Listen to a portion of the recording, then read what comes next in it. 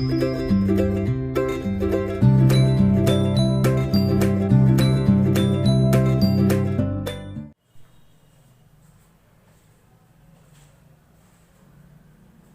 आज हम लोग शुरू करते हैं क्लास 11th सेट, या इसी को सेट थ्योरी भी कहते हैं मैथ में। सेट क्लास 11th या सेट थ्योरी तो क्या होता है, तो इसके बारे में जानने से पहले कुछ यूजुअल बातें हम लोग जो पहले से हम लोग जानते हैं।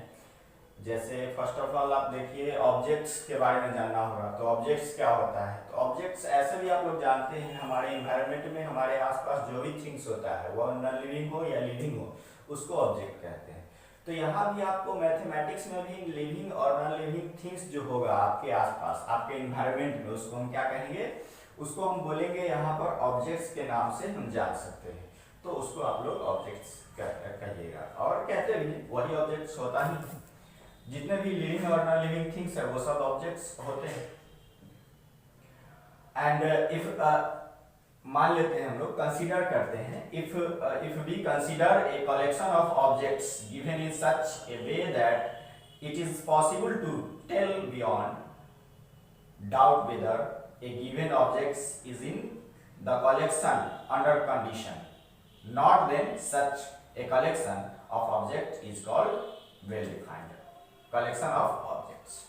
इट मीन्स कहने का मतलब है कि जो वेल डिफाइंड आपको ऑब्जेक्ट होना चाहिए। कोई भी एक ऐसा कलेक्शन आपको लेना होगा। कंसीडर कीजिए कि कोई एक ऐसा कलेक्शन है ऑब्जेक्ट्स का जिसमें कोई वेल डिफाइंड ऑब्जेक्ट्स को ही रखा गया है।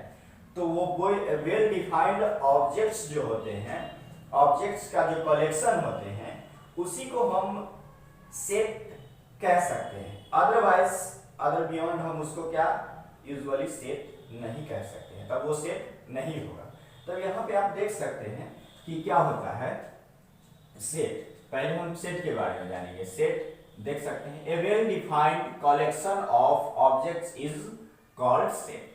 मतलब जिसका कोई निश्चित क्या हो परिभाषा लगा, जिसको आप परिभाषित कर सकते हैं, जो वेल डिफाइंड है और उसका एक ग्रुप एक कलेक्शन आप ले लेते हैं, एक समूह ले लेते हैं, तो आप उसी को क्या कहते हैं सेट कहते हैं। फॉर एग्जाम्पल मान लीजिए the collection of first 4 prime numbers, 4 prime numbers. तो फर्स्ट 4 प्राइम नंबर्स, तो एक ये वेल डिफाइंड है कि प्राइम नंबर कौन होगा जिसमें 1 एंड इटसेल्फ अपने आप से ही डिवाइड होता है, यानी जो 1 एंड इटसेल्फ से डिविजिबल होता है वही प्राइम नंबर कहलाता है। तो ये तो वेल डिफाइंड है, एक डिफिनीशन है इसका, वेल डिफाइंड है। तो ये इसका जो कलेक्शन होगा या पूरे प्राइम नंबर का कलेक्शन हो या फर्स्ट 4 का हो या फर्स्ट 10 प्राइम नंबर का हो, तो वो सब क्या कहलाएगा आपका सेट के अंतर्गत आएगा। जैसे फर्स्ट 4 प्राइम नंबर का बात कीजिए तो 2, 3, 5 और 7 यही होगा। तो ये वेल डिफाइंड है, फर्स्ट 4 प्राइम नंबर यही हो सकता है, कोई दूसरा नहीं हो सकता है। दूसरा एग्जांपल भी आप ले सकते हैं। इन इंग्लिश अल्फाबेट में आप ले सकते हैं vowels, all the vowels, the collection of all vowels in English alphabet, the collection of all vowels in English alphabets। तो देखिए जितना भी होता है vowels क्या होता है, A, E, I, O, U होता है, आपको यही vowels होता है। और ये वेल डिफाइंड है, इसका एक डिफिनीशन है कि इंग्लिश अल्फाबेट में 26 लेटर में से ये 5 ही सिर्फ वॉवेल्स होते हैं, बाकी कोई वॉवेल्स नहीं होते हैं। तो ये क्या है आपका, ये भी एक वेल डिफाइंड है, तो ये भी सेट होगा।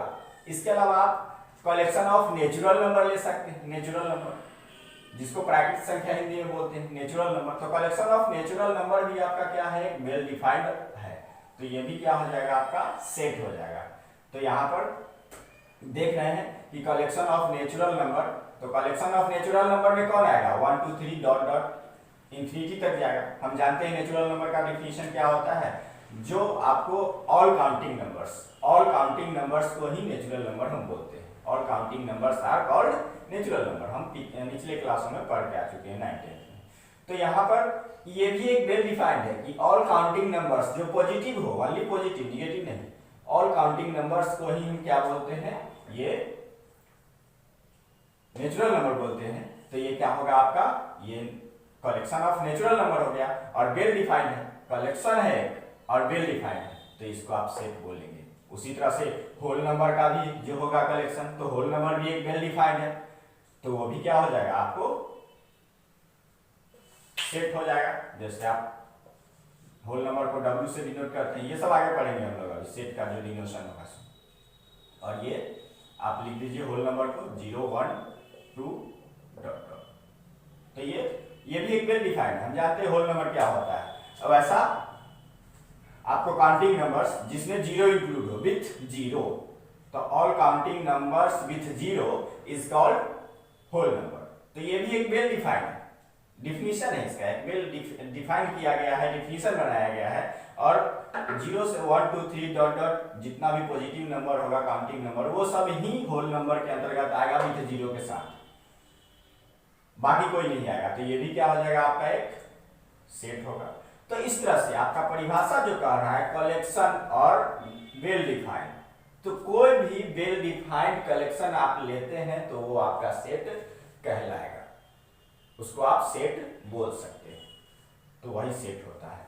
और सेट को यूजुअली ब्रैकेट्स के अंदर रखा जाता है, ये किसी भी सेट को मध्य ब्रैकेट के अंदर हम रखते हैं, ये मिडिल ब्रैकेट्स, और ये मिडिल ब्रैकेट के अंदर कुछ नहीं है, तो अभी ये एम्प्टी सेट है, जो आगे हम लोग पढ़ेंगे अभी एम्प्टी सेट के बारे में। इसके बाद जानते हैं मेंबर्स या एलिमेंट्स क्या होता है। मेंबर्स या एलिमेंट्स क्या होता है, तो मेंबर्स और एलिमेंट्स जो होता है क्या होता है, देखिए यहां पर, the objects in a set are called its members और एलिमेंट्स। मतलब कोई भी सेट में, जैसे अभी नेचुरल नंबर का हम बात किए, तो इस सेट में नेचुरल नंबर में 1 2 3 डॉट डॉट डॉट ये सब आएगा।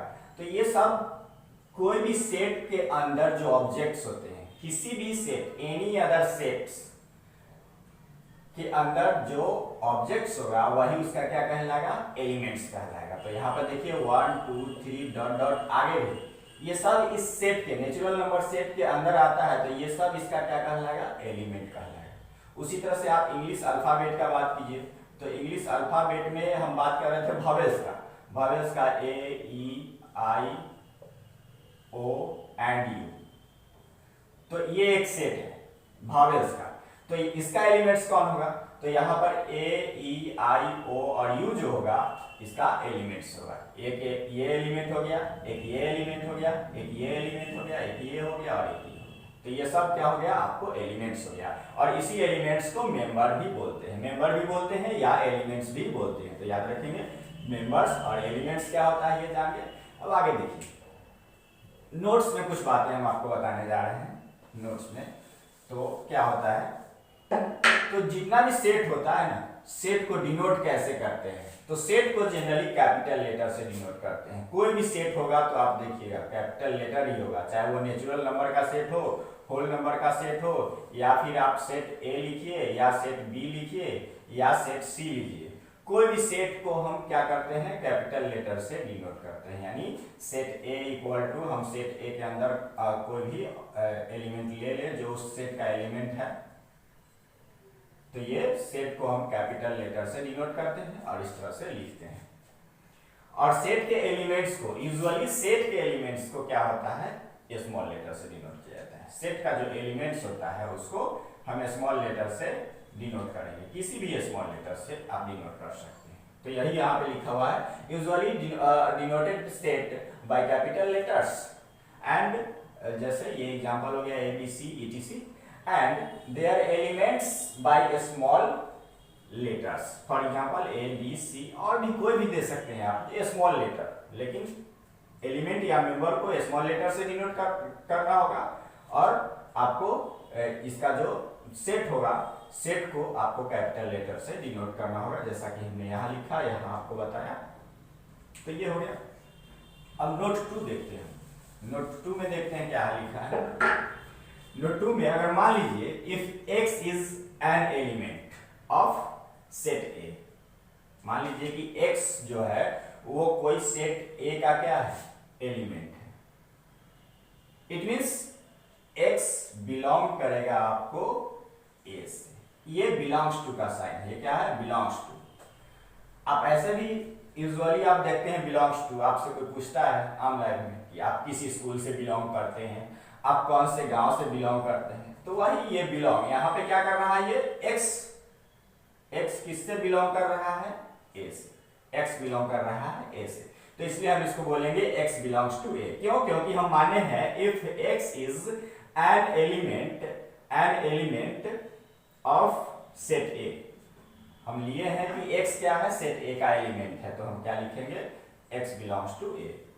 तब इसको हम लिख सकते हैं, इसको x belongs to A, and which means हम कह सकते हैं कि x बिलोंग्स टू A और that x is an element of A। तब x जब बिलोंग कर रहा है A को, तो x जो होगा A का क्या होगा, एलिमेंट होगा, x क्या होगा, A का कोई ना कोई एलिमेंट होगा, सेट A का एलिमेंट होगा x। अगर ये बिलोंग नहीं करता है,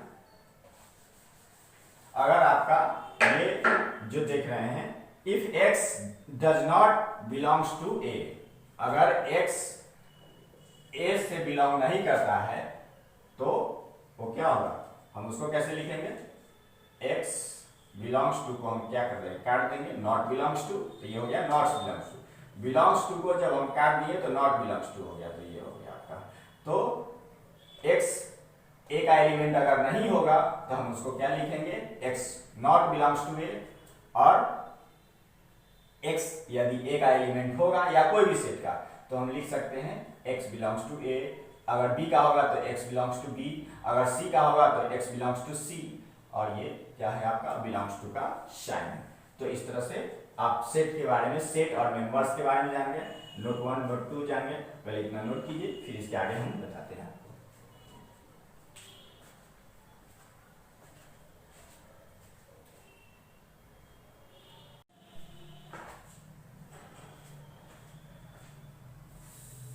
हम लोग देख लिए सेट क्या होता है। अब कुछ ऐसा बात बता रहे हैं जिसमें नोट्स में हम बता थे दो बातें, अभी नोट में और भी कुछ बातें बता रहे हैं। जैसे सेट किसको नहीं बोलेंगे, जैसे एक एग्जांपल लीजिए, the collection of all beautiful girls of India is not a set, since the term beautiful जो है आपका इज नॉट वेल डिफाइंड। अभी हम सेट क्या पढ़े, जो वेल डिफाइंड होगा, उस वेल डिफाइंड किसी भी ऑब्जेक्ट का कलेक्शन होगा तो उसी को हम क्या कहेंगे, ये सेट कहेंगे। लेकिन ब्यूटीफुल गर्ल्स ऑफ इंडिया, तो ब्यूटीफुल गर्ल्स जो होगा, collection of all beautiful girls, तो ये ब्यूटीफुल टर्म जो है आपका वो वेल डिफाइंड नहीं है, बिकॉज ब्यूटीफुल अलग अलग लोगों के नजर से अलग अलग व्यक्ति होता है। आपको कोई और ब्यूटीफुल लगेगा, किसी और को कोई और ब्यूटीफुल लगेगा, किसी के नजर में कोई और ब्यूटीफुल होगा। तो इट मीन्स ये इसको डिफाइन नहीं किया जा सकता है, इसका कोई डिफिनीशन नहीं बना है कि ब्यूटीफुल किस तरह के व्यक्ति को हम बोलेंगे। क्योंकि हर साल जब ब्यूटी कॉन्टेस्ट होता है तो आप देखते ही हैं कैसे कैसे लोग ब्यूटी कॉन्टेस्ट में जीतते हैं, वहां पर जो, तो इसलिए ये ब्यूटीफुल टर्म जो है आपका वेल डिफाइंड नहीं है। इसलिए आप ऐसा नहीं लिख सकते हैं कि all beautiful girls of India एक सेट है, ये सेट नहीं है, ये क्या है, सेट नहीं है। उसी तरह से गुड पर्सन भी क्या होगा, सेट नहीं होगा। रिच पर्सन भी सेट नहीं हो सकता है, क्योंकि आपको उसका भी कोई डिफिनीशन नहीं बना हुआ है। तो इस तरह से सिमिलरली जो सबका मतलब एक ही निकलता है कि जो वेल डिफाइंड नहीं होगा, जो आपका वेल डिफाइंड नहीं होगा उसी को हम ऑब्जेक्ट, ये सेट नहीं बोलेंगे। और जो वेल डिफाइंड कलेक्शन होगा, सेट किसको बोलेंगे, तो जो वेल डिफाइंड कलेक्शन, किसी भी ऑब्जेक्ट का वेल डिफाइंड कलेक्शन जो होगा वो सेट कहलाएगा, जो वेल डिफाइंड कलेक्शन नहीं होगा वो सेट नहीं कहलाएगा। अब दूसरा देखिए, कुछ यूजुअल सेट है जिसको हम एक खास नंबर से डिनोट करते हैं, तो उसके बारे में जानिए। अगला नोट में क्या है हमारा, the set of all natural numbers denoted by n। जितने भी आपको नेचुरल नंबर का सेट होगा उसको n से ही डिनोट करते हैं, n से ही आप डिनोट करेंगे, capital N not small, capital N लिखना है आपको, स्मॉल नहीं लिखना है। Next, the set of all whole number, whole number का जो सेट होगा डिनोटेड बाय w, w से आपको डिनोट करना होगा, उसको क्या कीजिएगा, होल नंबर के सेट को हम w से डिनोट करते हैं। Next, the set of all integers denoted by i, जितने भी इंटीजर्स होंगे उसके सेट को हम किससे डिनोट करेंगे, i से डिनोट करेंगे, i से, तो याद रखिएगा ये। नेक्स्ट है the set of all rational numbers denoted by q, capital Q। तो ये जो हम देख रहे हैं यहां पर मेरा जो जितने भी रेशनल नंबर होंगे उस रेशनल नंबर के सेट को हम क्या करेंगे, q से डिनोट करेंगे। And the set of all real number denoted by r, जितना भी रियल नंबर का सेट होगा उसको हम किससे डिनोट करेंगे, r से डिनोट करेंगे, कैपिटल R, कैपिटल R से क्या करेंगे, डिनोट करेंगे। तो ये है कुछ खास वेल डिफाइंड सेट के डिनोशन का, आप इसको नोट कीजिए।